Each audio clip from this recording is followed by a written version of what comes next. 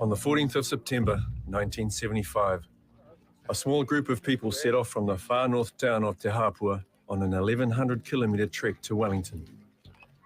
They were protesting about the loss of Māori land, and they were led by Whina Cooper, first president of the Māori Women's Welfare League, and now, at the age of 79, rallying support with the call of not one more acre. This land is ours. We are awake. Te ihi, te mana, te tapu, marangara. That land march was huge because it went on for about a month, and it was in the news all the time. And you can't tell me that it wouldn't have made anyone think twice about the issue. For the thousands of New Zealanders who took part in the land march and the hundreds of thousands who cheered them on, the issue of Māori land could no longer be ignored. It highlighted the fact that we had almost lost all our land over such a short period of time. It didn't matter whether you were Māori, whether you were a Pākehā, people believed in what we were saying. Not one more acre of Māori land to be taken. Maori was too polite to tell the truth, because the real issue was not one more acre to be stolen. For Pākehā New Zealanders, the march was an awakening to the injustices that had led to Māori losing more than 95% of their land. This is the basis of our pleas. Give our land back. For Māori, it was a show of unity that would give them the strength to fight for the return of their land in the years ahead.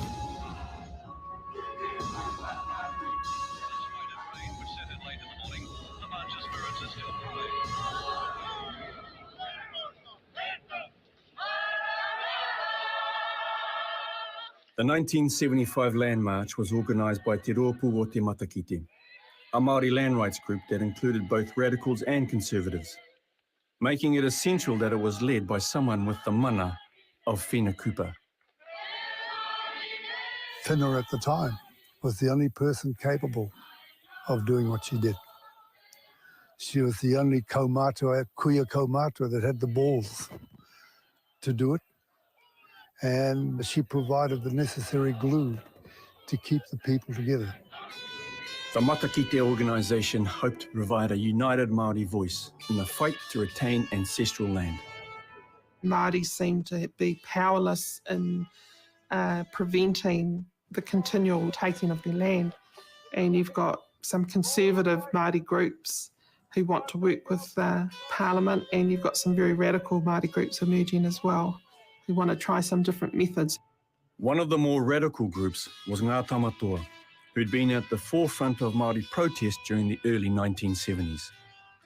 Ngā Tamatoa had a very clear analysis of what had happened to our people, and among those many wrongs was the fact that nearly all of our land had been taken from us, and you can't, in a very basic tikanga sense, be tangata whenua if you don't have whenua to be tangata upon. You had the Town and Country Planning Act, you had the Rating Act that had, and several other enactments that were designed to actually take Māori land. And then Mum felt that you'll be a koretake in your own whenua.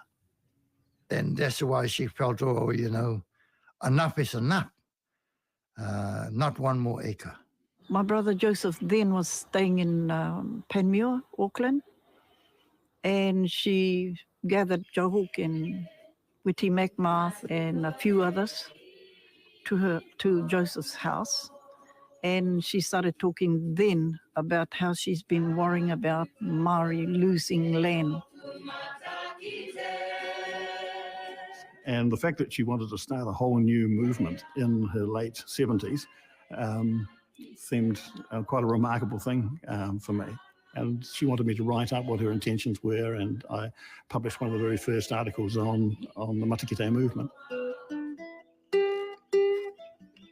She called a meeting at Māngere Marae and invited a whole bunch of people there to really make representations on the state of Māori land issues in their area. We talked, what shall we do next? And Vivian come up with the, or we should march maybe. We would go from the top of the country down to Wellington and take a month about it. And by the time we got there, if we did it the right way, all eyes of New Zealanders would be on this issue. She come back home to Panguru to talk to her people, the old people that were still alive here. We are going on this march, and I need you to be beside me. And her people just said, Tau toko kuia, tau toko. We are behind you with the Land March 1975. Tonight, I hope that we can get over quite a lot.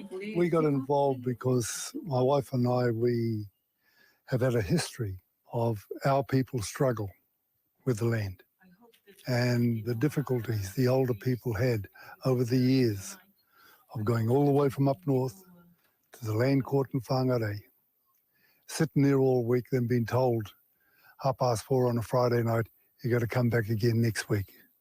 But there would be a little jibe on the side, maybe it's better to sell it, then all that problem's gone. It just all sounded wrong. And I think basically that's why I got involved. You know, we haven't been invited to. But they've sent their Excuse me, are you speaking to yourselves or are you speaking to the chair, please? She just pointed to me and she said, that lady there is going to be my secretary. And I was really bewildered, you know, because none of them knew me. And then Finna said, well, I can see her grandfather standing behind her. And he had long been dead. And that's how I got involved. Autocratic rule, real Tino Rangatira style. Virtually every weekend we were somewhere else in the country, going on to Marae, Finna talking about the issues, the reason why Matakite needed to do something, the reason why the Land March was going to take place, and asking directly for people's support. It may be very important that they want to know whether they will all march with us. I was tasked with going through Waikato. That was pretty hard. It was by the time I got the nerve to stand up on a marae, which, you know, in those days, women didn't stand up. It was the same corridor all the way down the road. They wanted to know how many people would we be bringing with us. We said we didn't know. We didn't know any dates. We couldn't confirm a date. But from Te Hapua, we systematically approached every other marae right down to Ngāti Toa. As well as organising the route of the march, two taonga had to be created. Joseph was given the job of writing a memorial of rights to be presented to Parliament. You sit at your desk and do it, son. So I had to do it. The task of carving a pauwhenua to lead the march was given to Mokapuru. Well, they had pauwhenuas for claiming lands or things like that. So they asked me if I could do a one for the march. I said, oh, well, we'll try it. We'll have a go. The old lady, old Finna, brought me up here. So her nephew brought me to this forest. This is where we got the trees from. As we come up here, these things here are tears where our people have always been crying for their land. Wherever Whina and the whānau and the group went, I went. And for all that time, I never said one word, you know, and they would say, well, you know, gee, we're looking for someone to carry the pauwhenua. And then, then my name got said, you know, oh, there's a young fellow here who's been here all this time, and, you know, I think he should be the one to carry it. And that's really how it happened, yeah. Everyone would like to know what's a pauwhenua, what it means. It meant that this land is ours. We stick the pauwhenua in the ground and we say, this land is ours. We are awake.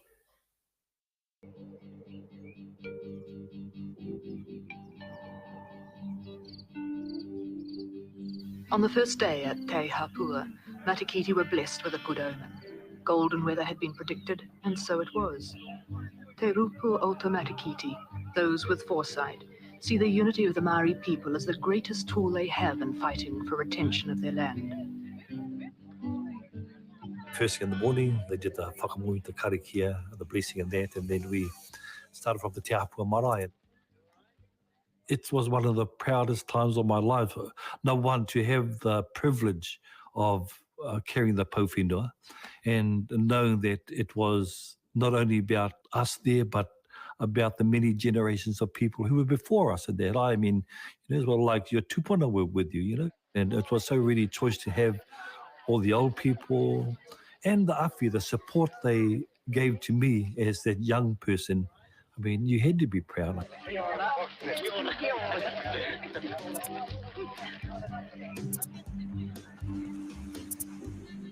A smaller group of marchers started off from Te Wairinga, meeting up with Whina Cooper in the main body of the march at the intersection with the road from Te Hapua.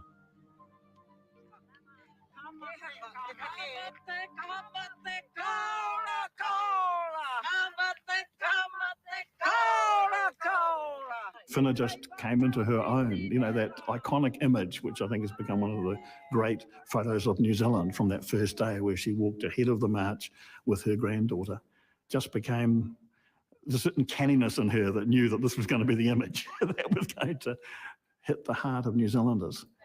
And it certainly did. All I remember was these long-legged young guys leading the march, you know, with their long strides, and us little, you know, with our short legs, having to sort of trot to keep up with them. And slow down, at the front, slow down, you know. We were only young, you know, 19, 18. When we first started, there was a lot of talking, a lot of excitement, a lot of people having things to say. But as it started to go along a little bit further, for me, it was thinking a lot about why we were doing it. We've given up work. Many of the people on the march, some have thrown their jobs and others have been sacked just to participate. I must have looked a bit of an alternative character turning up, and I was an alternative character, and I turned up with my little dog Puku as well.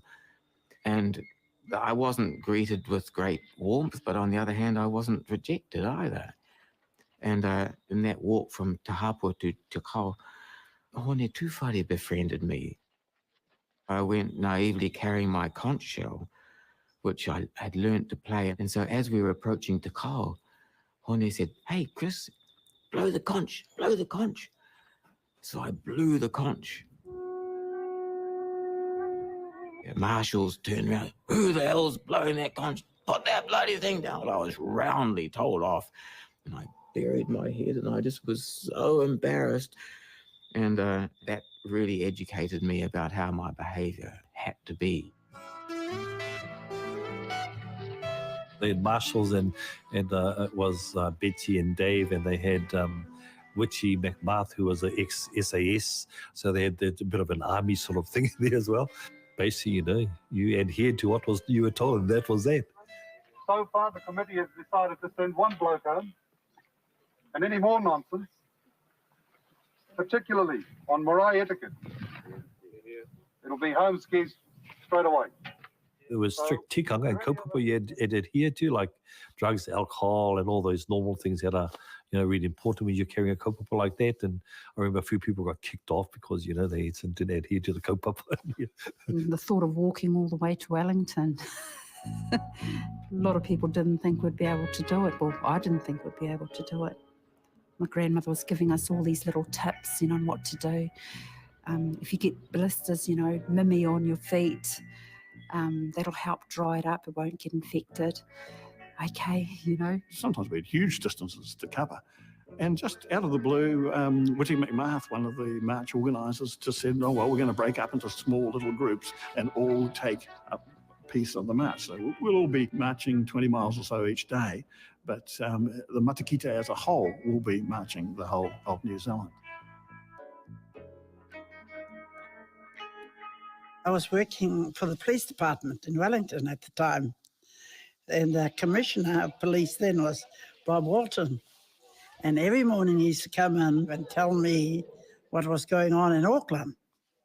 I thought, well, this has to be important if the commissioner of police is watching it so carefully.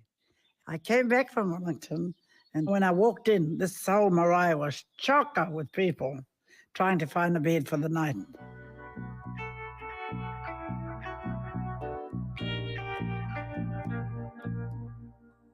Coming back to my tupuna and seeing my whānau here, our old people here as well. I mean, I think I just had a big tangi probably when I come into the whare here, yeah. But it was really important for me that they stayed here on my marae. From Mangamuka, more and more people arrived, but employers forbid a lot of their workers from participating. And as we walked past the freezing works in Moirawa, every man dropped his knife and walked out onto the road to tautoko the marchers. And there was Maori and Pākehā there. They defied their employer and did what they were going to do in our support. It was then that we realised we're onto it. We were very apprehensive about what sort of reception we would get from Parkers mainly, whether we would get sworn at or shot at. Yeah, well, we were very nervous, but quite the contrary. They would wave out and clap us as we walked past and give us food. We had cooks on the road who would go ahead, stop on a byway and make lunch for everybody and say, okay, you know, the march would come past and they'd all stop and eat and have a little rest and carry on. When you came into the main towns, you know, we'd sing songs. And one of the songs that we sang a lot of was Te Rōpū Matakite. I always remember Dave Clark's wife, Rennie. She had a great, great gift of throwing her voice, and she would lead us with the March's song. It was lovely. The beginning of the song is Nā te kore mōhi o ka haere wehe wehe. You know, because you don't understand things, you tend to go off in different pathways. Te rōpū matakite, e mahi nenga mahi, e painga mō te ao katoa. Most of my dearest memories, I suppose, come from the marching through the north when there was much less of us and we were just still pave making and thinking about how we're going. You certainly got the feeling that you were part of history in the making and something that which had the potential to be very successful. We had no idea how successful it was going to be.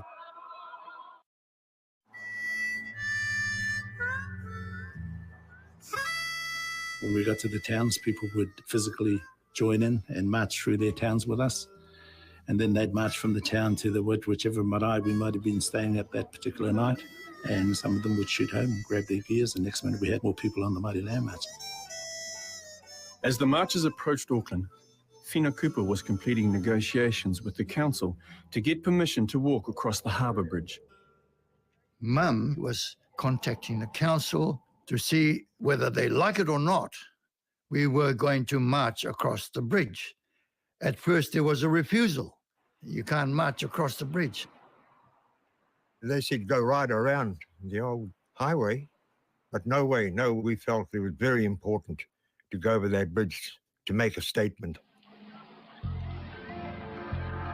We thought we'd just get on the bridge and we'd just walk, you know, across the bridge. Well, it wasn't like that at all. You got on the bridge and you started to walk and then it started to sway, you know, and it was really, really scary. People started to panic, you know, started to turn back to try and get off the bridge. And of course, you know, there were children and elderly there that had been stampeded over. And the marshals, you know, we had our work cut out to stop them panicking. And I actually hit someone with a stick. He was yelling out, turn back, turn back. And he was a tall guy, and luckily I went and I whacked him with a stick and I told him to shut up. Luckily we had a man named Witty McMath who'd been in the army. He just came and stuck his hand up, came through all the way through, stopped everybody on the bridge and moved them off in small sections. And kapai Witty McMath, well done.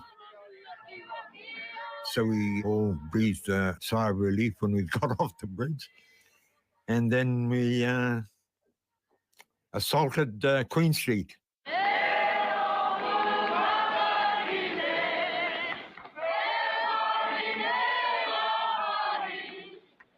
By then we had more and more older people So they then organised that I collect a mountain goat, one of these big ex-army four-wheel drive vehicles from Mount Ruapehu. So from then on, I was in the background driving the big truck, taking old people to the next port of call, going out and helping get cabbages or whatever that was required. It was great that I could do things, have Māori people out marching and me driving the truck.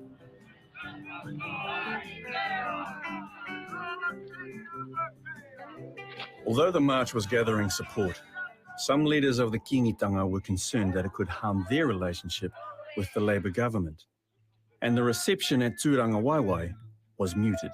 Our mother was expecting the Queen to be there to welcome the marchers on to Tūranga Waiwai, but that never happened.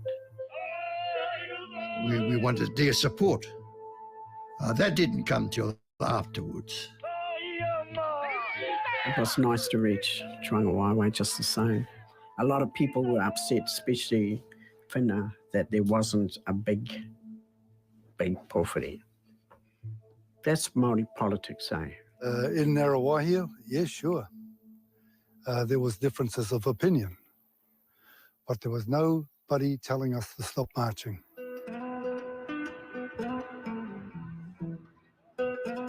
I was working at the time in Hamilton for a trucking company, and I had said to the manager there that I wanted time off work to join the land march, and I was refused my annual leave, which I was due.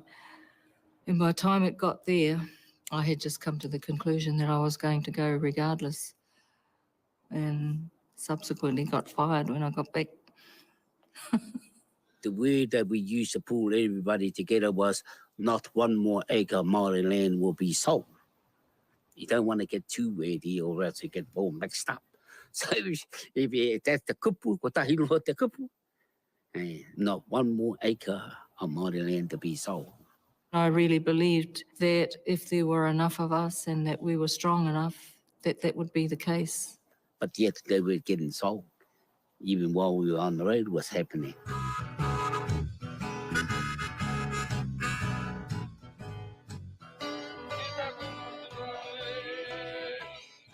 At Kihikihi, Whina Cooper paid homage to the great Māori leader, Riwi Maniapoto, who spent most of his life fighting for the retention of Māori land.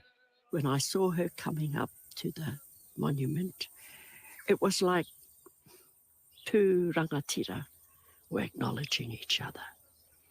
And even though he was 8 feet down, he was still acknowledging her and probably encouraging her to carry on.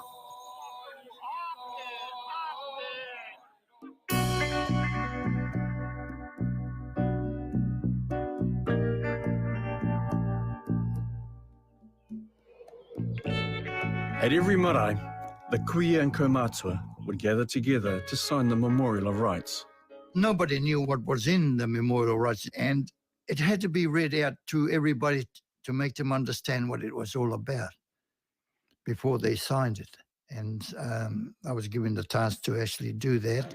I te noho a te iwi Māori o Aotearoa, o ke topa 1975. Memorial of Right, ngā kupu Pākehā, ne? I was told by my mum to go and get my grandmother, Rangi Māori Hitit. She said, go on, you've got your license now, go and get your grandmother and bring her up. She needs to be here to sign. I went down to get my grandmother, and she said to me, oh, Whina walked straight past my house. She's younger than me. You go and get her and bring her here. I said to my grandmother, who was 83 at the time, I don't think that's going to work. I'm certainly not a 15-year-old going to go up there and says, oh, my grandmother wants you to go down there. And she says, oh, give me a few minutes and I'll get ready. I think everyone was in awe that this Memorial of Rights is about to be signed by our kaumatua and kuia.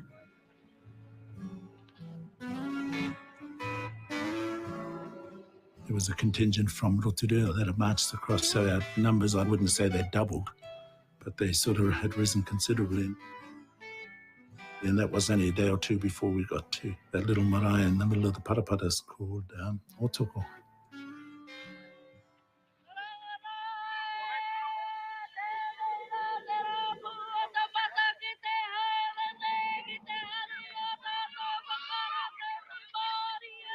Even though the marae didn't physically have the capacity to cope with the amount of people that were on the Hikoi, they welcomed us, whatever was available that they had available, they made available to us. So, yes, I just want to meet all those people. When the marchers came, could hear them carting out down at the bottom road, riding right up here. At that time, we had no electricity here at Otoko. So we had our meals on open fire. I remember those, them carting the tables to try and get everyone fed in there. But I mean, that manaki, that thing of feeding the people was so important. I was shamed because we didn't have nothing. We looked at all the other marae, they're beautiful. What we had was just ourselves. Yeah. It was beautiful. It was beautiful there. It's on a hill. Well, the people have left, like all Maori villages. People leave. But the aroha and the spirituality while we were there, the place came alive. The place came alive.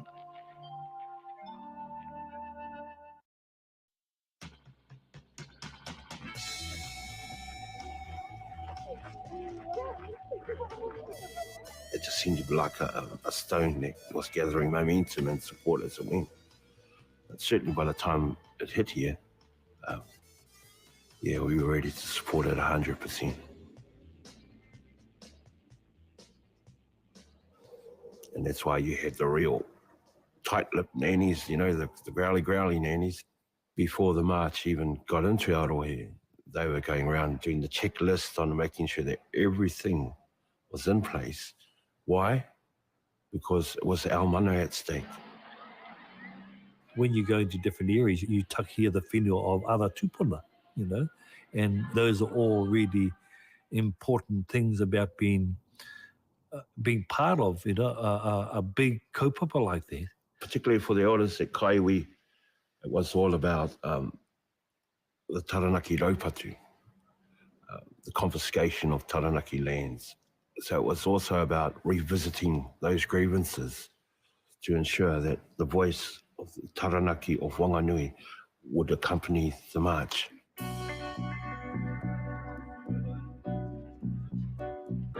As the march moved down the country, 60,000 signatures were collected for the Land March petition to Parliament, and discussions of the issues ranged far and wide.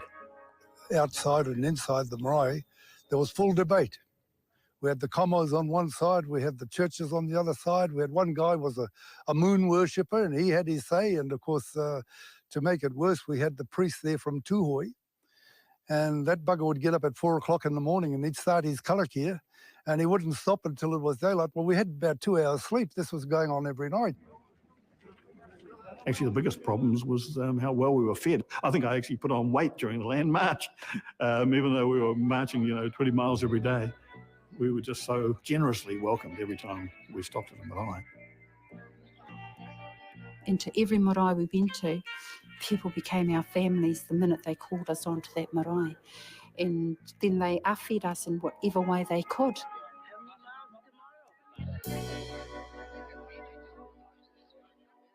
Oh, look at them here, getting their feet rubbed. Oh, gosh. That's how it was.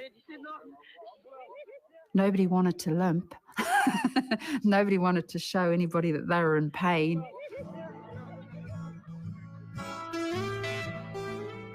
While the marchers were making their way to Otaki, the Treaty of Waitangi Act was being passed into law.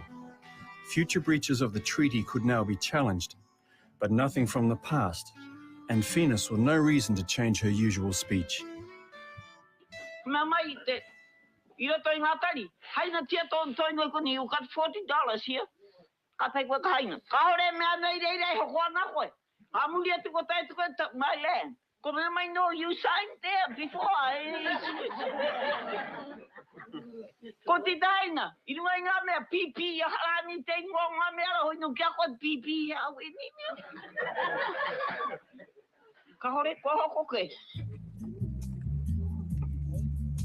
From Raukawa Marae, the marchers had a 50-kilometre walk ahead of them to Porirua, where they would have 2 nights to recover before the final march to Parliament.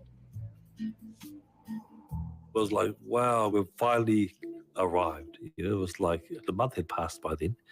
And that was huge. I remember the heaps and heaps of people were there waiting for us. And those 44-gallon drums of kina and paua, and, you know, it was just absolutely blooming amazing. And to know that you'd help bring the mana of that hikoi all the way from Kapawairua to Te Hapua, and you're arriving there, and this is the day before you actually went on to, you know, onto government ground, onto Parliament.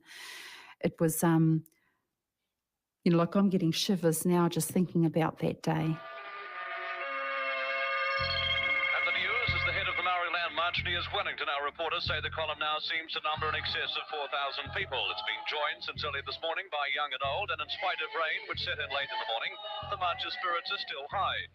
We had people coming up the motorway the other way, and cars were stopping and people were jumping out with their photos of their tupunas, and it was lovely.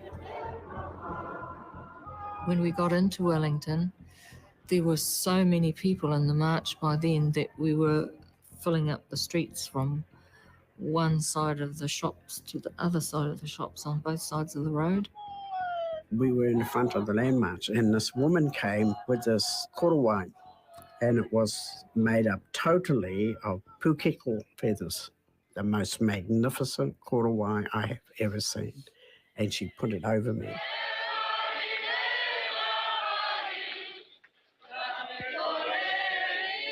You couldn't hear a thing because there was people coming up singing the one song, all marching in the same direction, and that was adrenaline all on its own. Whina's call, the song she wrote, was all about people awakening. And that was as much for Pākehā people as for Maori people. It was an awakening for the whole country.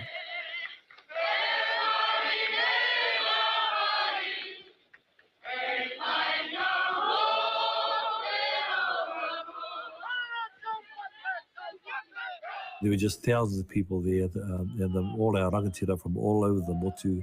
And there was a big crowd waiting there as well. It was a bit overwhelming, actually, when I think about it now. Just to be there and see all those old people, you know, crying. It was, it was a big emotional moment. We've accomplished what we set to do, and that was to walk our mother, our land, to carry that message that not one more acre of land to be taken away, to be alienated.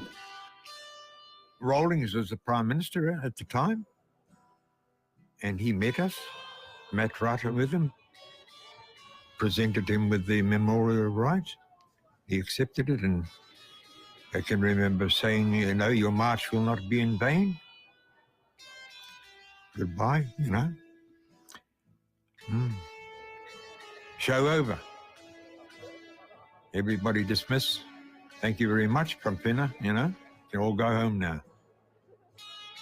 The government at the time really, that was a good march. You know, short and sweet. That was a good march. Yeah, and what? Now that we've done it, your lady wanted to wait for the process of Parliament. And a group of them said, no, we want the answer now. And they stayed on the steps of Parliament, and your lady wanted them, no, you can't do that. It was always our intention ever since we got here that we wouldn't move until we got a definite assurance from government in writing that not one acre of Māori land will be alienated by government legislation. But I think at that time, it was sort of late in the year, and Parliament went into recess. So there's nobody there anyway, but we stayed. I am asking you, all members of the public, to clear Parliament grounds from the front. On Christmas Eve, newly elected Prime Minister Robert Muldoon ordered the eviction of the protesters from Parliament grounds.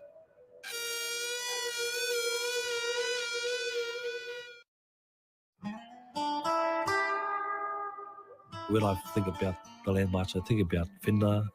I can still clearly see all those old people and the laughter and the seriousness and all those things that make us who we are. And I listen to my tupuna saying to me that, when you got this sort of moment of despair, them saying, you know what to do, you got to carry on. The 1975 Land March was a call for people to awake to the issues around Māori land. And a major part of its success lay in the network of relationships formed on the road that would provide support for future protests. The most profound effect of the Land March was it showed our people we need not be weary anymore. And that became obvious in the years following the Land March with the more public and overt expressions of opposition. Court cases, challenging councils, challenging the Crown all over the country. It was just blossoming, this message of not one more acre to go. But not long after the Land March, it was Bastion Point, of course. And Matikiti went there to Tautoko. And yes, I was arrested, much to my dad's horror. But kei te pai. The 1977 occupation of Bastion Point was the first major protest after the Land March. After years of land grabs that had left Ngāti Whātua o Ōrākei virtually landless, then Prime Minister Rob Muldoon planned to sell Bastion Point Reserve for luxury housing. They were going to develop the whole of Bastion Point. And there was a certain pivotal point where they already had services going in. So they had to be stopped. We had to physically stay on the land and build a shanty town in the marae on Bastion Point. And we had around about 3.5 acres of garden. The people weren't just sitting up there and doing crosswords, and everybody was in the garden. Karakia was done every night, every morning. Breakfast, lunch, tea had to be organised. Meetings, many hui. We want that kite to fly. We want that flag to fly. We want this house to stand because this is the basis of our pleas. Give our land back. That's all we want. All the Haraweras came and many others that were on the Land March, and Whina Kupa came up quite often. The land on which the buildings and other property hereabouts stand is Crown land. Live. We had many meetings to tell the people who were protesting with us that, this is a peaceful occupation. Even if the police come in, keep your hand in your pocket. We don't want, to start a riot or, or anything like that.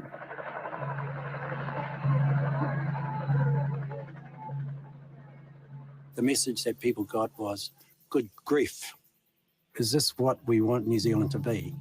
The pivotal photo of the helicopter shot of 1,000 police, army personnel surrounding Takparafo. At that point, where the government had to come down heavy-handed, we won. It would take a while, but from that point, we knew that we had won the right to get our land back. Any property or buildings remaining on this land will be removed or demolished at my direction. People lost their jobs because they believed so much in the take. I lost a daughter. My mother and father passed away. The ignominy of seeing them being arrested will never go. Of seeing all those kaumātua who stood fast and were all arrested will never be erased from my memory. The occupation of Bastion Point had lasted for 506 days, and it would be over 10 years before the land was returned. But attention now turned to Raglan, where ancestral land taken for an emergency landing strip during the Second World War had been turned into a golf course instead of being returned to Tainui Āwhiro. The only person who stayed on the land was my grandmother, and she carried on fighting the government for the land to be returned. And in 1955, when she died, my mother ended up having to take over that fight. She actually was strengthened, I think, by the fact that she went on the land march because she knew she had many friends out there, people of the same ilk that she could call on. And that's exactly what she did. When she wanted to stake the golf course out, she just put out a phone call and all these other people would come in because we're a small tribe at home.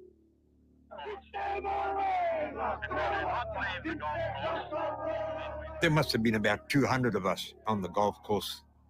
And how can they arrest 200 of us? And some of them were elderly people. 17 people arrested. All of those people had participated in the land march. All of those that ended up in the paddy wagon, I looked around and I thought, gee, this is all the crowd that, was with the march and was with Te Matakiti that carried on afterwards. Yeah. This can't be a coincidence. The Raglan golf course land was eventually returned to Tainui Āwhiro in 1987.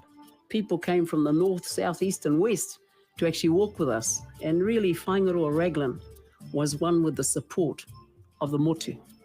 In 1985, the new Labour government gave the Waitangi Tribunal the power to investigate historical breaches of the treaty. But the power to make decisions about compensation is still in the hands of the government of the day. Less than 2% of the total value of what has been taken from our people has been returned, and there have always been fiscal limitations on the amount of settlements, and less than 5% of its recommendations have been adopted in full by the Crown. But I always believe that there is value in people being able to tell their stories. The Waitangi Tribunal has given us an opportunity to have our history recorded. Simple, that's it. Government doesn't have to take notes, and they don't take notes of the Waitangi Tribunal. They continue to do what they want to do. In spite of the recommendations of the Waitangi Tribunal, the government still passed legislation taking away the right of Māori to claim ownership of the seabed and foreshore, leading to the largest Hikoi since the 1975 land march. It was sort of unbelievable that in 2004, that the government, while in the middle of settling treaty grievances, should create new grievances. It was fundamentally an issue about one of the last tiny pieces of our land being confiscated. The problem with what happened with foreshore and seabed was that what was taken away was the right of Māori to go to court. So the right of Māori to go to court and test this case about ownership of the takutai moana. But actually, to have the right for your day in court taken away from you, that's pretty exceptional in a Western democratic society, isn't it? I believe that we're one of the very few Indigenous people that has a deal going with its government. And they do consult, but the final bit is giving back the land that they stole. They've stolen it. Give it back at zero cost. That's the bottom line. And I know that future generations will not stop marching until the bottom line is achieved.